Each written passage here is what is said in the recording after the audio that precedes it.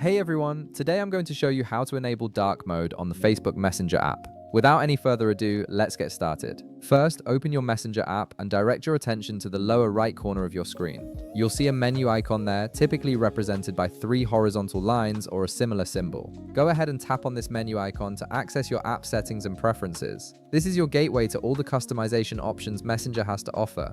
Once the menu opens, you'll see a list of different options appear on your screen. Look for the option labeled Settings and tap on it. This section contains all the important controls for how your Messenger app looks and behaves, from notifications to privacy preferences and display settings. Now, within the Settings menu, scroll through the available options until you find Dark Mode. This feature is specifically designed to give your app a darker color scheme, which is easier on your eyes, especially in low light conditions. It also helps reduce battery consumption on devices with OLED screens. Tap on Dark Mode to access this feature.